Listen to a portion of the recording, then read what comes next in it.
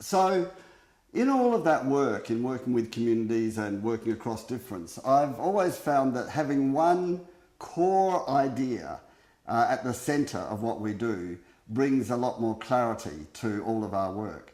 And the core idea, the core value that you are working around makes a huge difference to how you see everything else. So for example, plenty of you will be aware that economists in Europe and England about 10, 15 years ago started talking about the question, how would you design an economy if your central purpose was the maximising of happiness rather than your central purpose being the maximising of GDP or profits or whatever?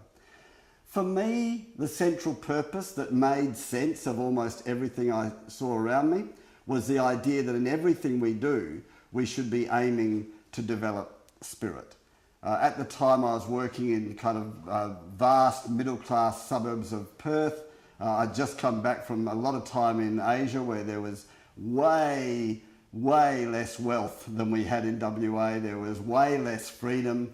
And yet that felt like there was still something missing in our culture, and the purpose that I put at the beginning of at the centre of my work in all that was this idea of developing spirit. Now, I just want to be clear what I mean by developing spirit. The reason I use that term is spirit, if you look it up in the dictionary, means the breath of life, the breath of life.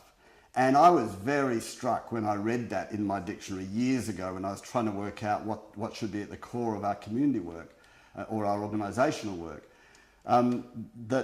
Because what came to me was the image of a person who couldn't breathe their life, the image of a person drowning. If we can't breathe our life, we are like a person drowning. We can think only of the next moment.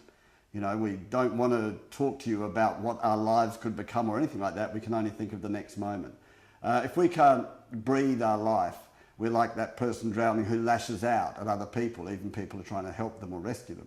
If we can't breathe our life, then we are always looking for something, grabbing at straws if you like, grabbing at anything to try and get our head above water so we can get air into our lungs. And if we can't breathe our life, apparently when people are drowning, they eventually give in.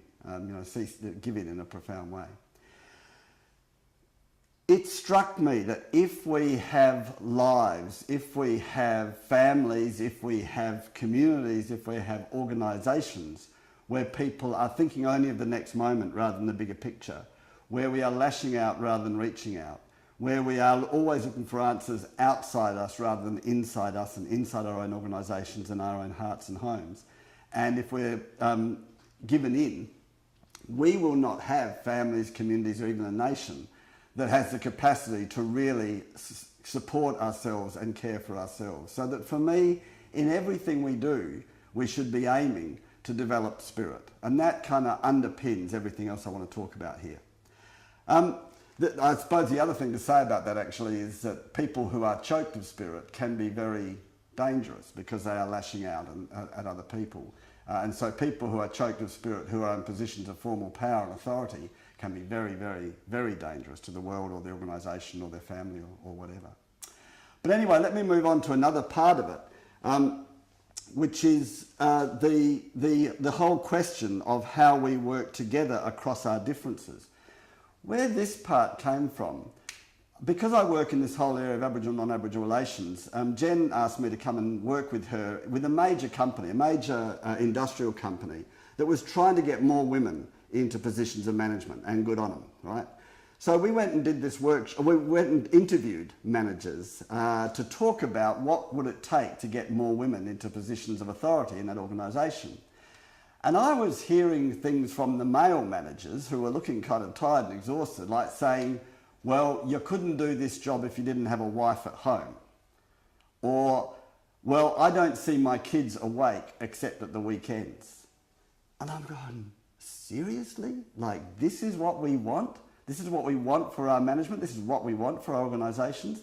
And I had a little bit of a crisis about it. And I kind of said to Jen, are we trying to almost get women to be as mad as men by choosing to go into those positions? Surely we have to actually do something about really humanising our workplaces and making sure that we are all nourished in that. And that got me reflecting. And that's what I want to talk about now, that reflection. Because over the years, obviously, I was raised in the time of feminism. I saw it transform the lives of my mother and my sisters, extraordinary change, one of the great victories and changes of my generation. But also, partly in response to that, I sort of became linked in to the men's movement. So there's a women's movement, and when I talk about movement, I'm talking about a movement from one place to another. And then there was a men's movement, partly in response to the changed shape of our society that was brought on by feminism, but also starting to look at why are we killing ourselves so much? Why are we hurting so much? Why are we stressed so much? Why are we ill so much? And so I got involved in that movement as well.